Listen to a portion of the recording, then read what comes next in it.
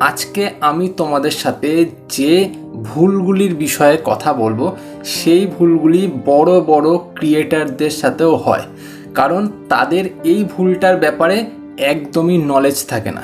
তাই আজকের ভিডিওটা বলবো তোমরা সবাই দেখো, কারণ এই ভিডিওটা না দেখলে হয়তো তোমার ইউটিউবের কেরিয়ারে অনেক বড় একটা প্রবলেম আসতে পারে।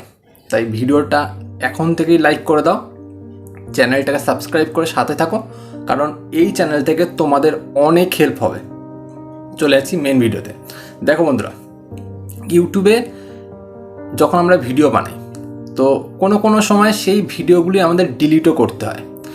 এই ভিডিও যে আমরা ডিলিট করে দিচ্ছি সেটাতে কোনো বড় প্রবলেম হয় না, কিন্তু ভিডিও আমরা বানাতেই পারি, আপলোডও করতে পারি, আর ভিডিওতে ভিউজ না আসলে বা ভিডিওতে কোনো প্রবলেম থাকলে আমরা সেটা ডিলিটও করতে পারি, সেটা একদম নর্মাল ব্যাপার।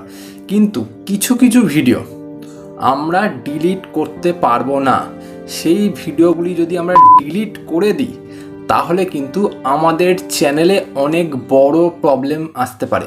এবার সেইটা কোন ভিডিও সেই বিষয়ে আজকে আমি ডিটেলে আলোচনা করে দিচ্ছি। দেখো, প্রথমত যেই ভিডিওগুলো হয় আমরা ডিলিট করতে পারবো না সেটা হলো কমিউনিটি গাইডলাইন স্ট্রাইকের ভিডিও আর কপিরাইট স্ট্রাইকের ভিডিও।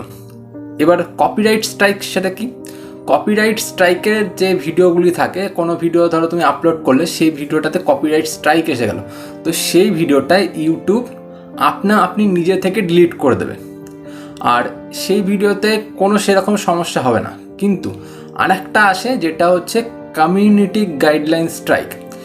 সেই যে ভিডিওটা থাকে সেই ভিডিওটাতে সবথেকে বড় প্রবলেম হয়ে যায়, কারণ যখন আমাদের চ্যানেলে কমিউনিটি গাইডলাইন স্ট্রাইক একবার এসে যায়, সেইটা আমরা কি করি, ভুল করে যেই দেখি যে গাইডলাইন স্ট্রাইকটা এসে গেছে সঙ্গে সঙ্গে আমরা সেটাকে ডিলিট করে দিই।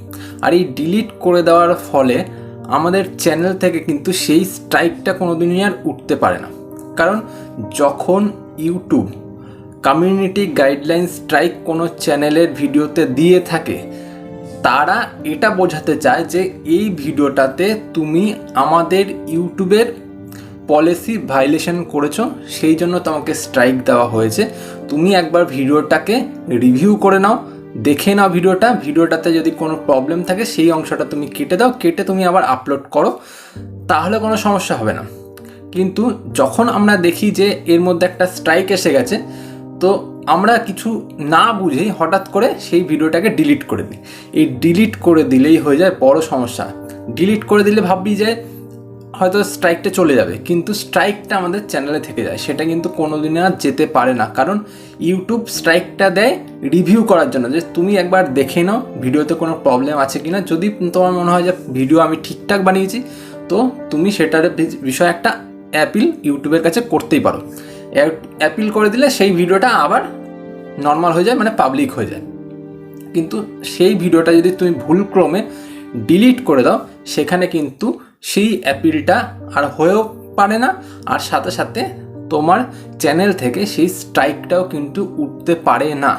তাই যখন তোমার চ্যানেলে কোনো কপিরাইট স্ট্রাইক আসবে বা কোনো কমিউনিটি গাইডলাইন স্ট্রাইক আসবে ইউটিউবের তরফ থেকে, তখন তুমি সেই ভিডিওটাকে ডিলিট করবে না, কারণ ওই ভিডিও যদি একবার তুমি ডিলিট করে দাও তোমার চ্যানেলে বড় প্রবলেম এসে যাবে, তোমার চ্যানেল কিন্তু আর মনিটাইজ হবে না। তাই বি কেয়ারফুল, তোমাদের চ্যানেলে এমন ভিডিও কোনো সময় বানাবে না যার ফলে তোমাদের চ্যানেলে স্ট্রাইক পড়ছে। আর দ্বিতীয়ত, যদি স্ট্রাইক এসেও যায় সেই স্ট্রাইকওয়ালা ভিডিওটা কোনো সময় ডিলিট করবে না। ডিলিট করে দিলে তুমি ভাববে হয়তো আমার চ্যানেল থেকে স্ট্রাইকটা উঠে যাবে, কিন্তু না, স্ট্রাইকটা কোনো দিনও উঠবে না।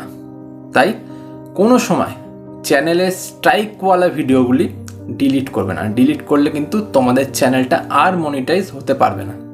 বোঝা গেল? আজ এ পর্যন্তই, পরে দেখা হচ্ছে অন্য ভিডিওতে। ভিডিও ভালো লাগলে ভিডিওটাকে লাইক করে দাও, চ্যানেলটা সাবস্ক্রাইব করে সাথে থাকো। আজ এ পর্যন্তই, টাটা।